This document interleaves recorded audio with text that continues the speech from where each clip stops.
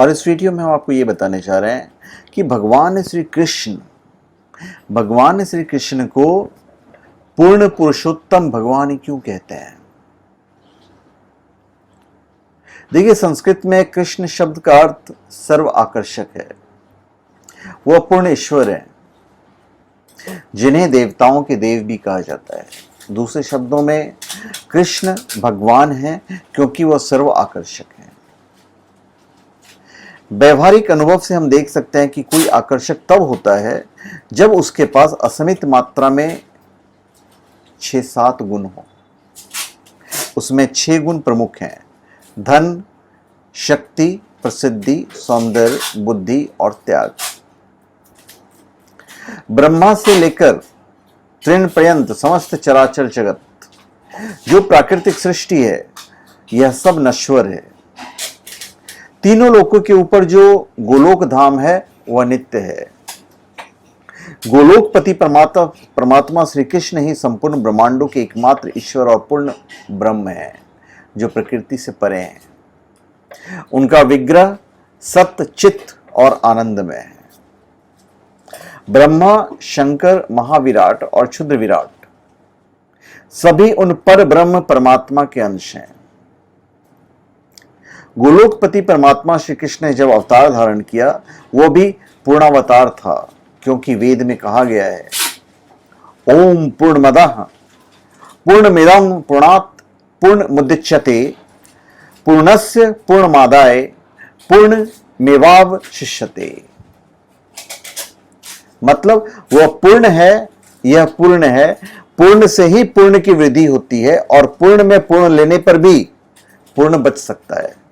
तो इसी प्रकार भगवान असंयुक्त होने पर भी पूर्ण है। हमने जो छवि बताई, धन, शक्ति, प्रसिद्धि, सौंदर्य, बुद्धि और त्याग,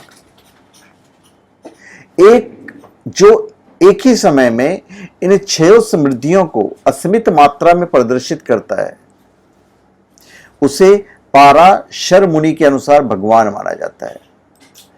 पाराशर मतलब पराशर, उनके अनुसार उन्हें भगवान माना जाता है। मानवता के इतिहास में कोई और ऐसा व्यक्तित्व नहीं है और इस तरह की गतिविधियां दुनिया के इतिहास में अद्वितीय है। सभी ऐतिहासिक खातों से भगवान कृष्ण ने कंस के कारागृह में 5000 वर्ष पहले अवतार लिया और 4 भुजा वाले विष्णु नारायण के रूप में अपनी मां के शरीर के बाहर दिखाई दिए। कहां दिखाई दिए? मां के शरीर के बाहर उन्होंने अपना दर्शन दिया था पहले। फिर उन्होंने खुद को एक साधारण शिशु में बदल दिया और अपने पिता से खुद को गोकुल में नंद महाराज और उनकी पत्नी यशोदा के घर ले जाने के लिए कहा। ऐसा कहां होता है बताइए? भगवान श्री राम भी ऐसा नहीं किए थे। सृष्टि के अवसर पर ब्रह्म परमात्मा 2 रूपों में प्रकट हुए, प्रकृति और पुरुष। तो उनका दाहिना अंग पुरुष और बायां अंग प्रकृति हुआ। वही प्रकृति पर ब्रह्म में लीन रहने वाली उनकी सनातनी माया है।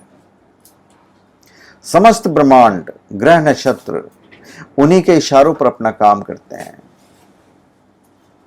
और श्री कृष्ण असंख्य ब्रह्मांडों के स्वामी हैं। प्रत्येक ब्रह्मांड में एक सृष्टिकर्ता, एक पालनकर्ता और एक संहारकर्ता है। श्री कृष्ण की द्वारका लीला के समय इस ब्रह्मांड के सृष्टिकर्ता ब्रह्मा उनके दर्शन के लिए आए। उन्होंने द्वारपाल से अपने आने की सूचना श्री कृष्ण को भिजवाई। तो श्री कृष्ण ने द्वारपाल से कहा कि कौन ब्रह्मा है, उनका क्या नाम है? कौन ब्रह्मा है, उनका क्या नाम है? शब्दों पे गौर कीजिए। कौन ब्रह्मा है, ऐसा नहीं बोला उन्होंने। उन्होंने पूछा कौन ब्रह्मा है, उनका क्या नाम है? द्वारपाल ने ब्रह्मा के पास जाकर श्री कृष्ण के कहे अनुसार पूछा। यह सुनकर ब्रह्मा जी को बहुत आश्चर्य हुआ। उन्होंने पूछा, मैं सनक पिता चतुर्भुज ब्रह्मा हूं। द्वारपाल ने जाकर सब बात श्री कृष्ण को बताई। श्री कृष्ण की आज्ञा से ब्रह्मा जब अंदर पहुंचे तो उन्होंने श्री कृष्ण से पूछा कि आपने द्वारपाल से क्यों पूछा कि कौन ब्रह्मा है? क्या ब्रह्मांड में मेरे सिवा कोई और भी ब्रह्मा है? तो ब्रह्मा की बात सुनकर श्री कृष्ण मुस्कुराए और तत्काल ही सभा में अनेक ब्रह्मा प्रकट हो गए।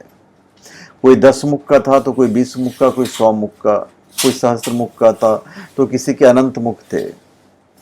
तो इन अनंत ब्रह्माओं के साथ असंख्य इंद्र भी प्रकट हो गए और सभी लोग श्री कृष्ण के चरण कमल में अपना मुकुट स्पर्श कर वंदन करने लगे। तो सभी आए हुए ब्रह्मा इंद्रों ने भगवान श्री कृष्ण से पूछा कि भगवान, आपने हम दासों को क्यों याद किया? तो भगवान श्री कृष्ण ने कहा, बस आप लोगों को देखने की इच्छा से ही बुलाया है। तो आप समझ सकते हैं कि भगवान श्री कृष्ण पूर्ण पुरुषोत्तम भगवान क्यों है। भगवद गीता के 4थे अध्याय में कृष्ण का कहना है कि वे कुछ लाख साल पहले भगवद गीता के पाठों को सूर्य देवता विवासवन को निर्देश दे चुके हैं, क्योंकि उनके पास अस्मित ज्ञान है, क्योंकि कृष्णा की यादाश्त असीमित है। क्या है कृष्णा की यादाश्त? असीमित है। भगवान द्वारा बोले गए भगवद गीता को एक ग्रंथ के रूप में संसार द्वारा अपनी अतुलनीय गहराई के लिए स्वीकार किया गया है और व्यवहारिक निर्देशों से भरा हुआ है। दुनिया के सबसे प्रमुख पश्चिम दार्शनिकों ने इसे उस अनमोल ज्ञान के लिए जो ये मानव जाति को प्रदान करता है सराहना की है। एक समझदार व्यक्ति ध्यान देगा कि भगवत गीता में निहित सभी निर्देश दुनिया के अन्य सभी ग्रंथों में भी निहित है, लेकिन यह एक उच्च ज्ञान है जो ज्ञान की किसी अन्य पुस्तक में नहीं मिलता है। एक व्यक्ति जो यह सब जानता है उसके लिए क्या प्रासंगिकता है। तो आप समझ सकते हैं कि पूर्ण भगवान क्या है। भगवान श्री कृष्ण कहते हैं कि सृष्टि के पूर्व भी मैं ही था, मुझसे भिन्न कुछ भी नहीं था, और सृष्टि के उत्पन्न होने के बाद जो कुछ भी यह दिखाई दे रहा है वह मैं ही हूं। वह सत्य, असत्य और उससे परे है।